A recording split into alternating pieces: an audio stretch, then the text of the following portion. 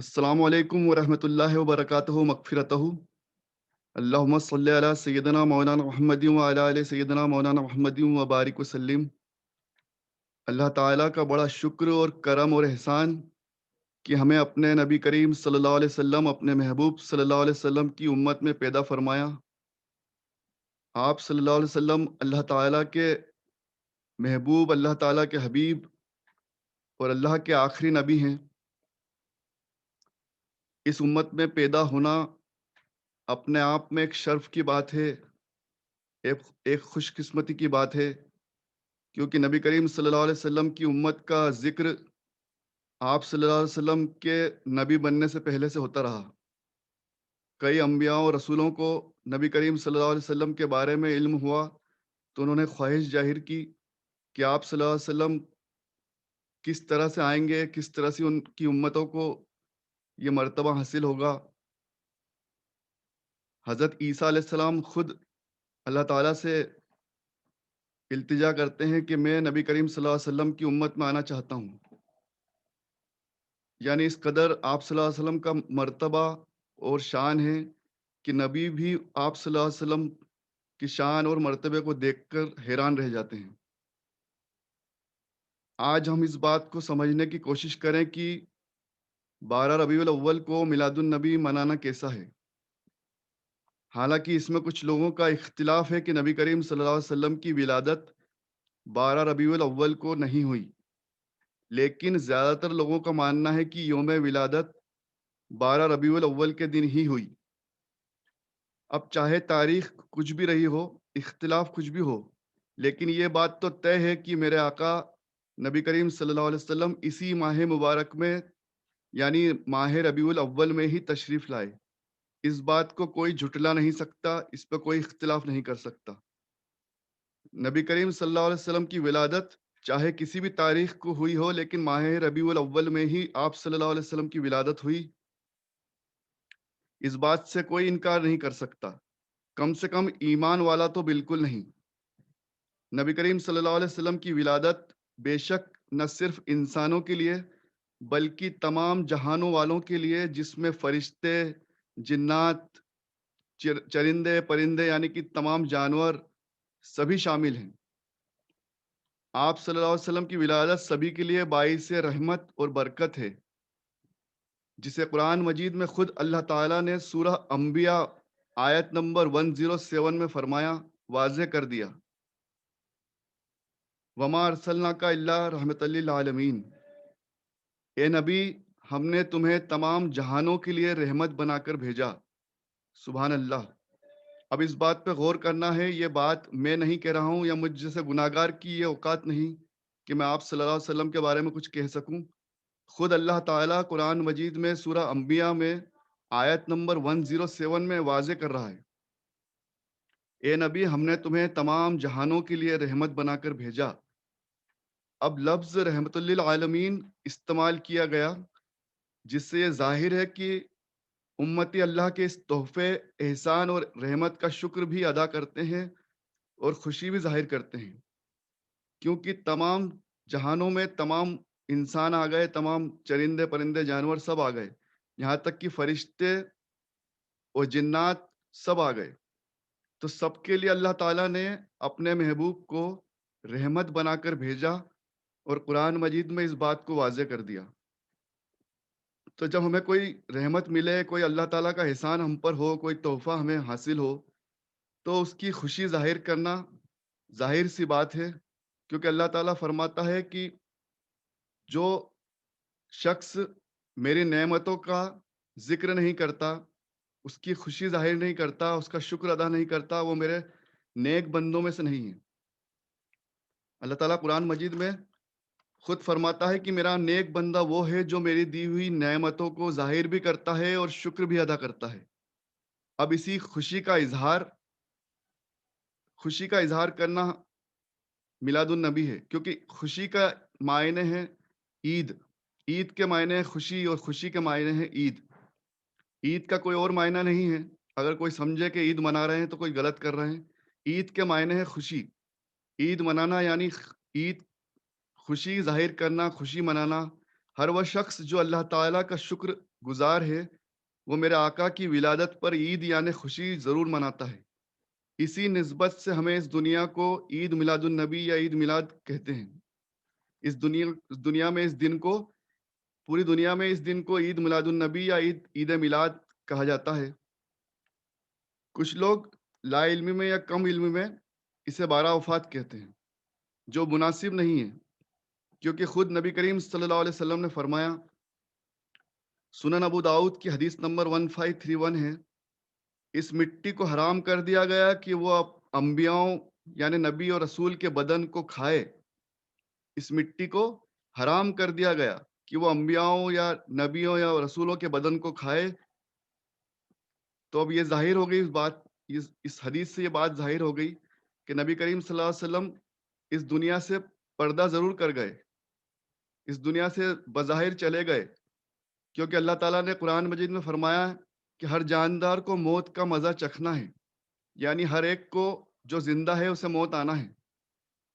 اس بنا پر ہمارے اور آپ کے نبی رسول اللہ صلی اللہ علیہ وسلم کی اس دنیا سے بظاہر وفات ہوئی، اس دنیا سے وہ پردہ کر کے چلے گئے۔ اس دنیا میں رحمت اور دین کو لے کے آنا ہمارے لیے ان کا جس طرح سے وہ اس دنیا میں آئے، ہمارے لیے رحمت بن کر آئے، دین لے کر آئے اور پھر اس دنیا سے چلے گئے۔ جس طرح سے اللہ تعالیٰ نے قرآن مجید میں فرمایا تھا کہ ہر انسان کو موت کا مزہ چکھنا ہے۔ اب اس آیت مبارکہ پر عمل اللہ تعالیٰ کو سب سے کروانا ہے، سب کو کرنا ہے، اور اللہ تعالیٰ نے جو ایک بار قرآن مجید میں بول دیا وہ حق ہے۔ اس لیے یہ ضرور ہے کہ وہ بظاہر ہم سے پردہ کر کر چلے گئے، لیکن جس طرح سے انبیاء اور رسولوں کے بدن کو مٹی کو حرام کر دیا گیا کہ انہیں نقصان پہنچائے یا ان کو کچھ تکلیف پہنچائے، تو وہ اپنے مزار مبارک میں، اپنے روزے مبارک میں آج بھی کس طرح سے زندہ ہے، یہ اللہ اور اس کا رسول بہتر جانتا ہے۔ یہ عام انسان کے بس کی بات نہیں، یا مجھ جیسے گناہ گار کے بس کی بات نہیں، لیکن یہ ظاہر ہے کہ اللہ اپنے نبیوں کو، اپنے رسولوں کو بے شک عام انسان سے کئی بہتر مرتبے سے، کئی بہتر طریقے سے اپنے روزے مبارک میں رکھتا ہے۔ اور جس طرح سے آپ صلی اللہ علیہ وسلم نے فرمایا تھا کہ تم مجھ پر درود بھیجا کرو، تمہارا درود مجھے پیش کیا جاتا ہے، صحیح بخاری کی حدیث ہے، تمام صحیح مسلم اور تمام حدیث کی تمام کتابوں میں یہ حدیثیں آئیں کہ جمعے کے دن خاص فرشتہ مقرر کیا جاتا ہے جو تمہارا درود مجھ تک بھیجتا ہے۔ تو یہ بھی ظاہر ہو گیا، یہ بات بھی ظاہر ہو گئی کہ آپ صلی اللہ علیہ وسلم کو اللہ تعالیٰ نے اپنی عطا سے، اپنے رحم و کرم سے، ان کی شان کے مطابق کس طرح سے اپنے روزے مبارک میں رکھا ہے، اور ان کو کس طرح سے فرشتے ان تک سلام اور درود بھیجتے ہیں اور کس طرح سے ان تک پہنچایا جاتا ہے۔ تو اب یہ 12 وفات کہنا تو مناسب نہیں ہے، اس کی بجائے بہتر یہ ہے کہ اس دنیا میں آپ صلی اللہ علیہ وسلم ہمارے لیے رحمت اور دین کو لے کر آئے، اس لیے ہمارے لیے زیادہ خوشی کی بات یہ ہے کہ ہم ان کی ولادت کو یاد رکھیں، ان کی ولادت کو عید کی طرح منائیں، عید کا دن بنائیں، خوشی کا دن منائیں، اور اس کو میلاد النبی کہیں، عید میلاد کہیں، 12 ربیع الاول کہیں۔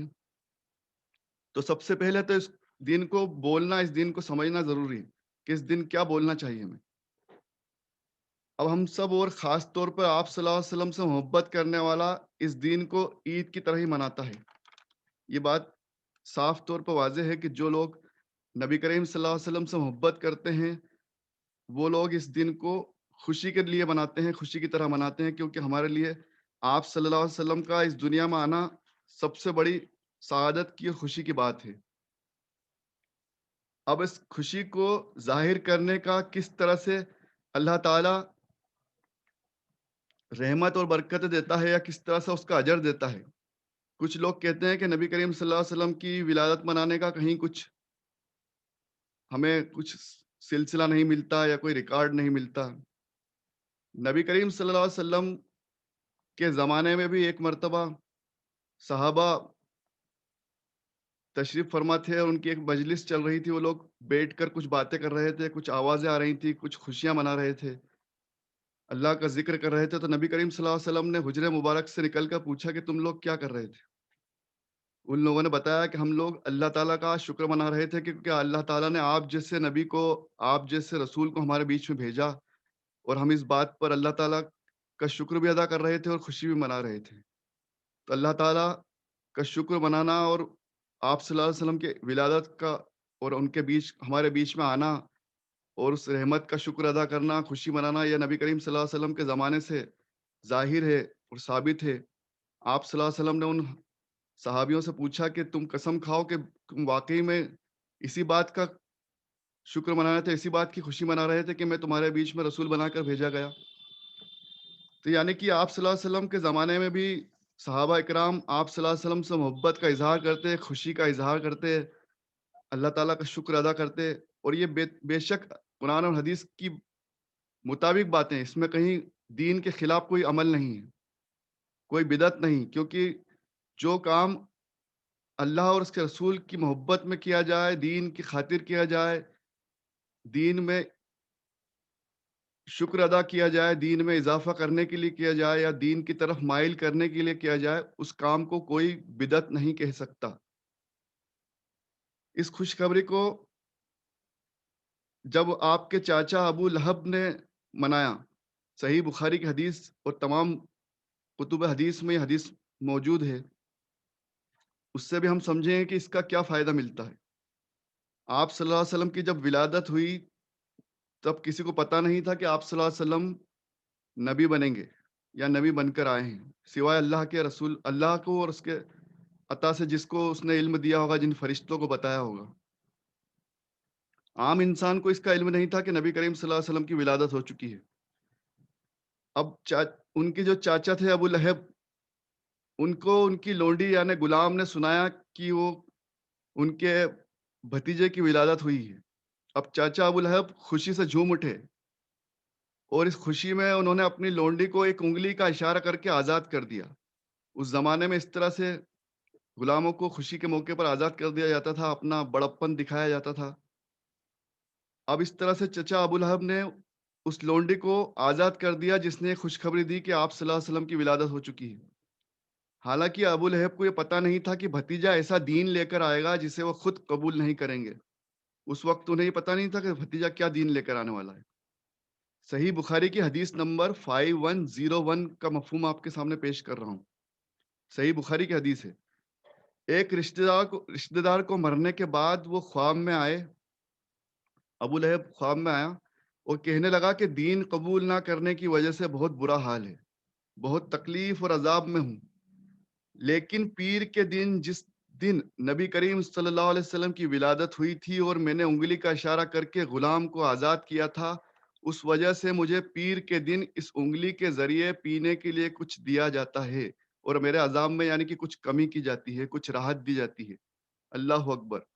مطلب اس قدر گناہگار انسان جو آپ صلی اللہ علیہ وسلم کو چچا ہونے کے باوجود زندگی بھر تکلیف دیتا رہا، جس کے لیے قرآن مجید میں اس پہ اللہ تعالیٰ نے تبت یدا ابی لہب، وہ سورہ آیت مبارکہ اور سورہ نازل ہوئی، تبت یدا میں ان پر لعنت کی گئی اور اللہ تعالیٰ کی ناراضی ظاہر ہوئی، اور اس صورت کے ذریعے ہمیں پتہ چلا کہ اللہ تعالیٰ کتنا ناراض ہوا اس شخص سے جس نے آپ صلی اللہ علیہ وسلم کو تکلیف پہنچائی۔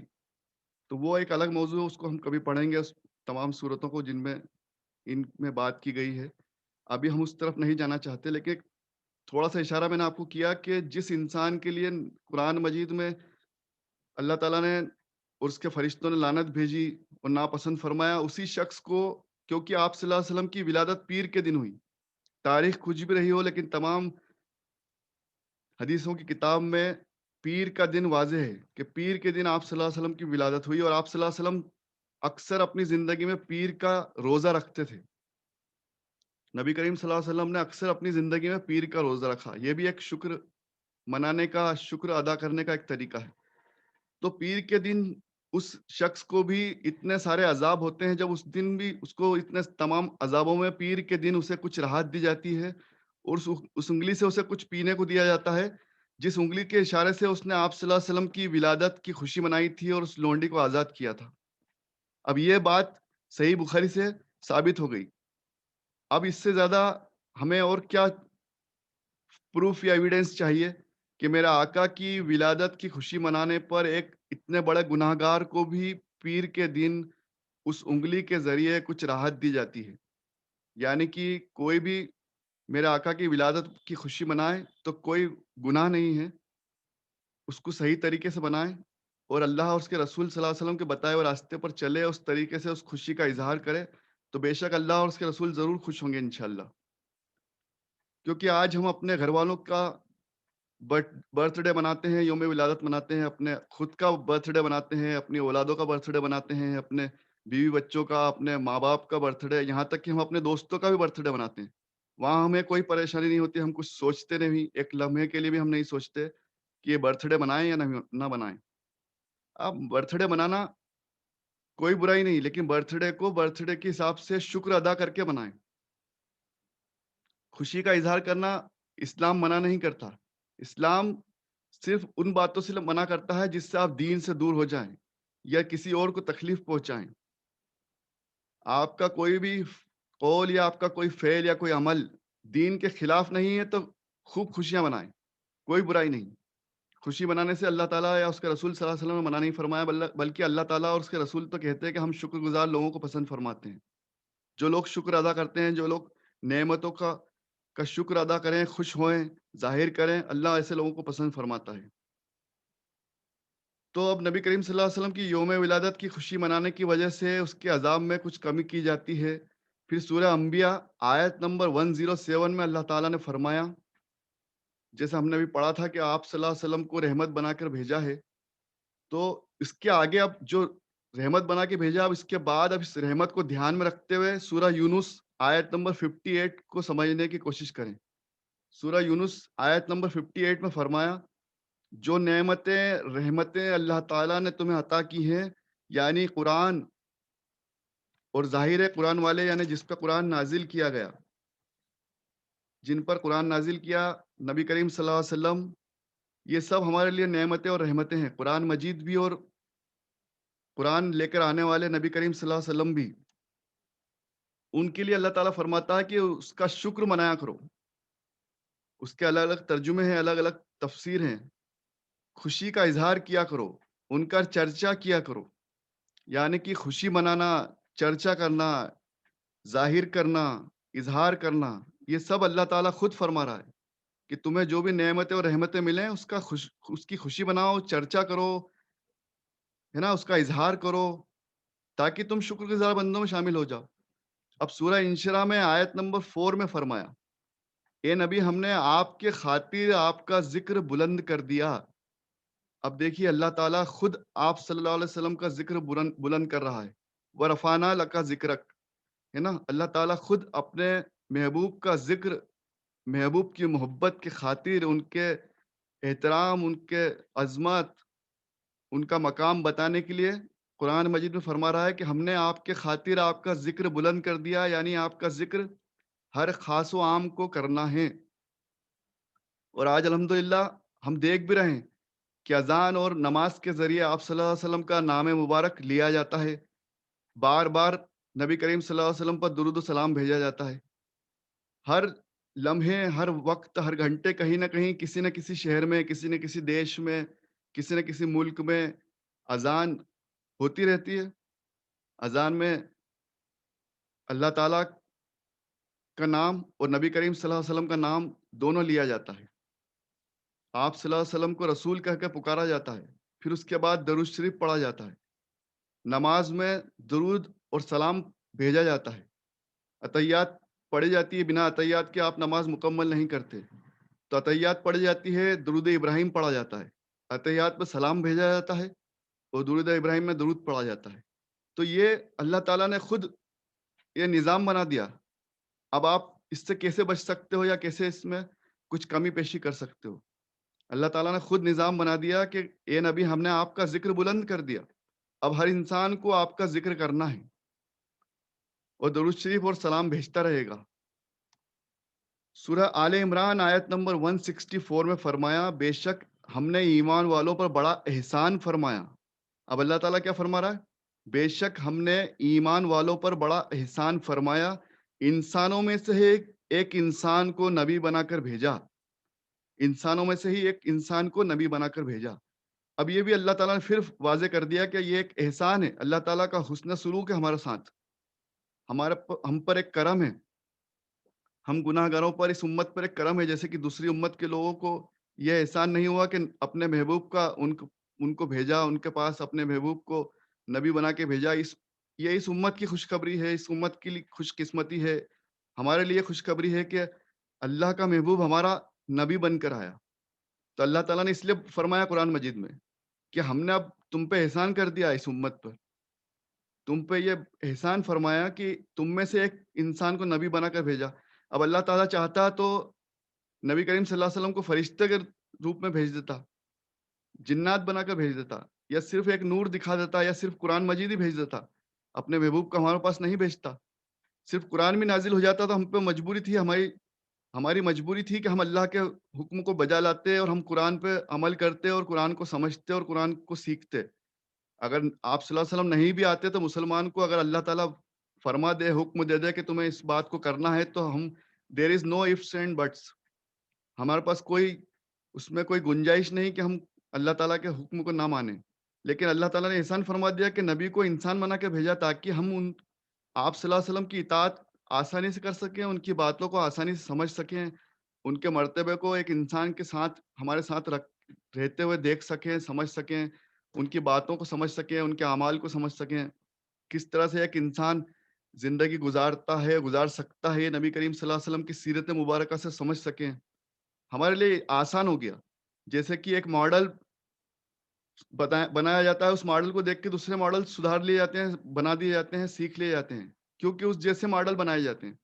تو انسانوں کو انسان جیسا ہی نبی بنا کر بھیجا تاکہ انسانوں کو کوئی شکوہ، کوئی کمی پیشی نہ رہ جائے، انسان یہ نہ کہیں کہ میں یہ نہیں کر سکتا کیونکہ وہ تو نبی تھے، وہ یہ کر سکتے تھے، یا ہم ایسا نہیں کر سکتے کیونکہ وہ تو نبی تھے۔ نبی کو بھی پہلے انسان بنایا، آپ لوگوں کے بیچ میں انسان بنا کے بھیجا تاکہ آپ ان کی اطاعت بھی کر سکو، اتباع بھی کر سکو، اور ان کی سیرت مبارکہ سے سیکھ بھی حاصل کر سکیں ہم سب، اور اللہ تعالی ہم سب کو ان کے سیرت مبارکہ پر اور ان کے بتائے ہوئے راستے پر عمل کرنے کی توفیق عطا فرمائے، آمین۔ اس لیے ہمیں اللہ کے اس احسان کا شکر بھی ادا کرنا چاہیے، خوشی منانا چاہیے۔ اب کچھ اور اللہ تعالیٰ نے اپنے نبی کریم صلی اللہ علیہ وسلم، اپنے رسول کی تعریف جو بیان کی ہے قرآن مجید میں، اس میں سے کچھ باتیں میں آپ کے سامنے اور کچھ پیش کرنے کی کوشش کروں گا، ہمارے پاس جتنا وقت ہے اس مطابق۔ سورہ البقرہ آیت نمبر 143 اور 144 میں آپ صلی اللہ علیہ وسلم کے بارے میں کیا فرمایا گیا؟ اللہ تعالیٰ فرماتا ہے، ہم دیکھنا چاہتے تھے کہ کون رسول کی اطاعت کرتا ہے اور کون نہیں۔ اس طرح سے یہ بات ظاہر کر دی اللہ تعالیٰ نے کہ اللہ کے رسول کی اطاعت کرنا ہے، ان کی عظمت اور ان کی اہمیت کو دھیان رکھنا ہے، اس پہ عمل کرنا ہے۔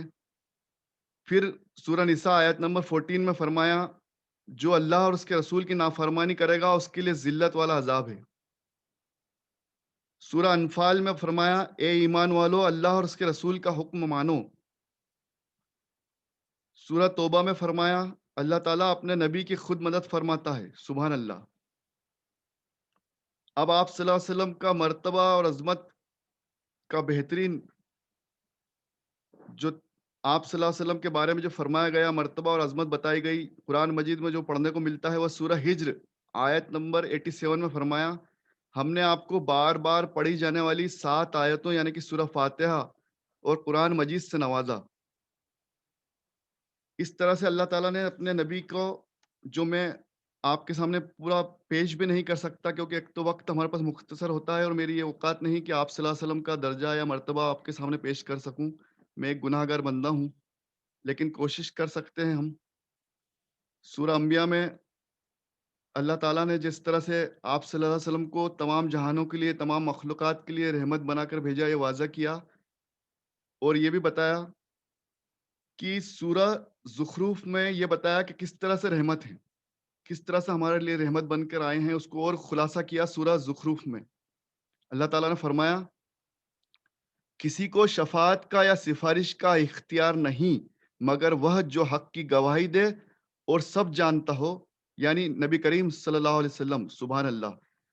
اب اس بات کو بھی یاد رکھنا چاہیے کہ آپ صلی اللہ علیہ وسلم کی سفارش اور گواہی کا کتنا بڑا مرتبہ ہے. قرآن مجید میں اللہ تعالیٰ خود فرما رہا ہے کہ کسی کو شفاعت یا سفارش کا حق نہیں ہے، اختیار نہیں ہے، مگر وہ مگر وہ جو حق کی گواہی دے اور سب جانتا ہو، یعنی کہ نبی کریم صلی اللہ علیہ وسلم. اس طرح سے اللہ تعالیٰ بار بار یہ فرما رہا ہے کہ نبی کریم صلی اللہ علیہ وسلم کا مرتبہ کیا ہے، ان کی عظمت کیا ہے، ان کا مقام کیا ہے. سورہ حجرات میں اللہ تعالیٰ نے اپنے نبی کا مرتبہ بیان کرتے ہوئے فرمایا: اے مومنو، اللہ اور اس کے رسول سے آگے نہ بڑھو، ان کی آوازوں سے اپنی آوازیں بلند نہ کرو، ان کے سامنے زور سے نہ بولو، کہیں ایسا نہ ہو کہ اس بدتمیزی اور غلطی کے سبب تمہارے اعمال اور نیکیاں برباد ہو جائیں اور تمہیں خبر تک نہ ہو. استغفر اللہ. اس قدر اللہ نے اپنے رسول کو کی عظمت بیان کر دی کہ اللہ اور اس کے رسول سے آگے نہ بڑھو. اب یہاں پر اللہ تعالیٰ نے ان کا مرتبہ کہاں پہنچا دیا، دیکھیے، اپنے ساتھ فرمایا کہ اللہ اور اس کے رسول سے آگے نہ بڑھو. اس سورہ حجرات کو کسی روز ہم پوری پڑھیں گے انشاءاللہ. پوری سورہ حجرات ایک ٹاپک رکھیں گے، اس میں ہم اور سمجھنے کی کوشش کریں گے کیا کیا معاملے ہوئے تھے، کیا کیا معاملات ہوئے تھے. ایک موضوع الگ ہی رہے گا انشاءاللہ.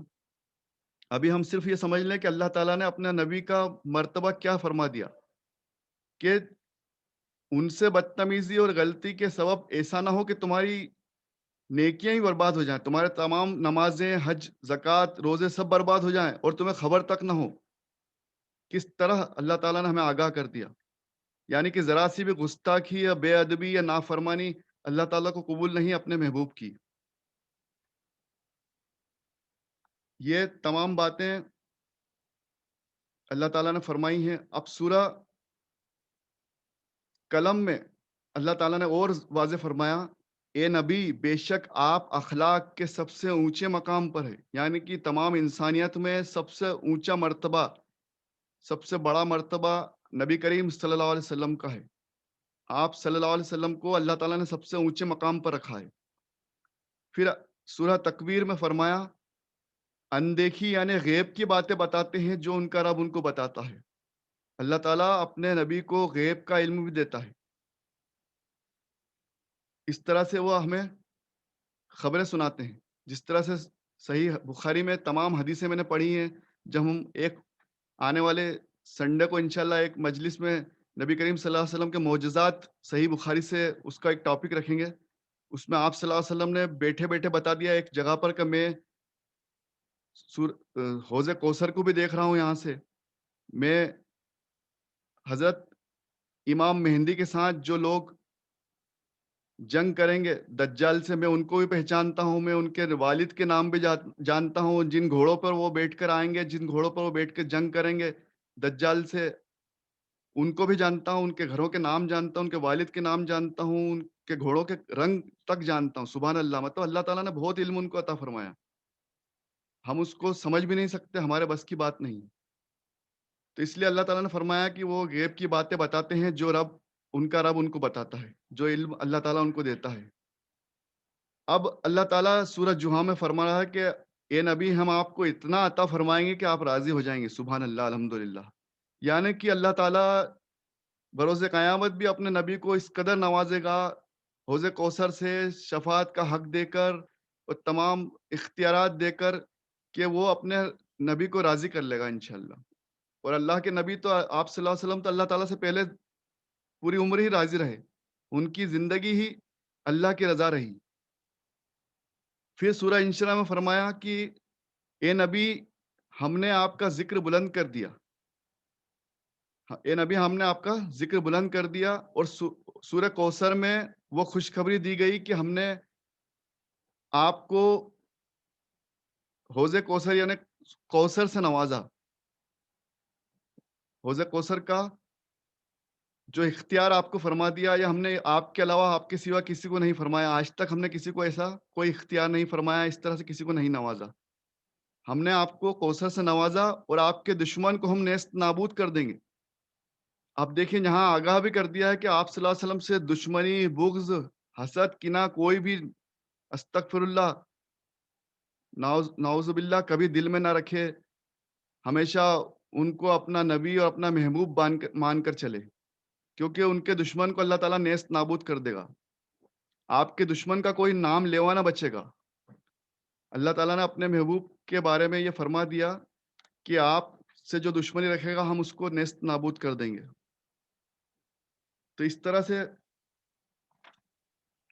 اللہ تعالیٰ نے اپنے نبی کو جو مرتبہ بتایا، جو دیا اور قرآن مجید میں ظاہر کیا، بے شک آپ صلی اللہ علیہ وسلم کی ولادت کے اس دن کو خوشی منانے کا بہترین دن ہے، خوشی منانا چاہیے، عید منانا چاہیے، عید کے معنی خوشی ہیں۔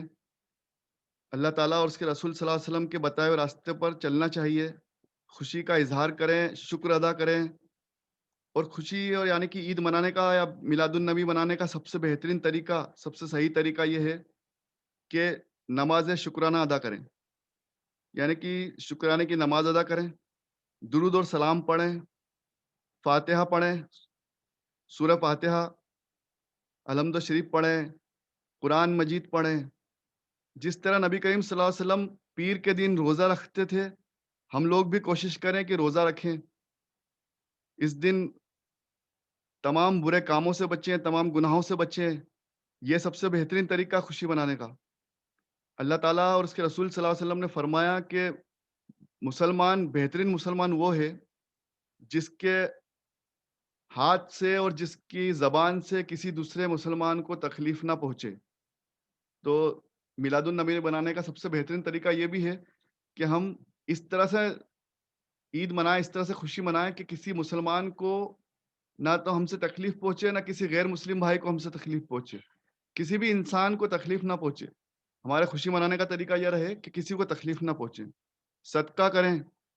صحیح حدیث، صحیح بخاری کی حدیث کے مطابق نبی کریم صلی اللہ علیہ وسلم نے فرمایا، سلام کو عام کرو اور لوگوں کو کھانا کھلاؤ۔ سلام کو عام کرو، لوگوں کو کھانا کھلاؤ۔ اس دن آپ کھانا کھلائیں، لنگر کریں، غریبوں کو کھانا کھلائیں، صدقہ کریں، خیرات کریں۔ یہ سب سے بہترین طریقہ ہے۔ اور اللہ اور اس کے رسول کے پسندیدہ اعمال کریں، اور اس دن اپنے آپ کو گناہوں سے بچا کر رکھیں۔ کوئی بھی ایسا کام نہ کریں جو اللہ اور اس کے رسول صلی اللہ علیہ وسلم کو پسند نہ ہو۔ اللہ تعالی ہم سب کو نیک عمل کی توفیق عطا فرمائے۔ وآخر الدعوانا ان الحمد للہ رب العالمین۔ مجھ سے کہنے میں، آپ سے سمجھنے میں کوئی غلطی ہو گئی ہو تو اللہ تعالیٰ مجھ گناہگار کو اور آپ سب کو، ہم سب کو معاف فرمائے۔ اللہ تعالیٰ ہم سب کے یہاں بیٹھنے کو قبول فرمائے۔ اللہ تعالیٰ اس نیکی کو اپنے رحم و کرم اور نبی کریم صلی اللہ علیہ وسلم کے صدقے طفیل میں قبول اور مقبول فرمائے، اور اس نیک اعمال کو اپنے بارگاہ میں قبول فرماتے ہوئے ہمارے تمام مرحومین کو، والدین کو، تمام رشتہ داروں کو، تمام امت مسلمہ کو، ہم سب کو جو یہاں موجود ہیں اور جو یہاں سن رہے ہیں اور جو ہم سے جڑے ہوئے ہیں، ہم سب کو اللہ تعالیٰ تمام امت مسلمہ کو جنت الفردوس عطا فرمائے، ہماری غلطیوں کو، گناہوں کو معاف فرمائے۔ اس مبارک مہینے میں نبی کریم صلی اللہ علیہ وسلم کے صدقے طفیل میں ہم سب کی تمام دعاؤں کو قبول فرمائے۔ اللہ تعالیٰ دنیا اور آخرت کی کامیابی، بھلائی اور رحمتیں عطا فرمائے۔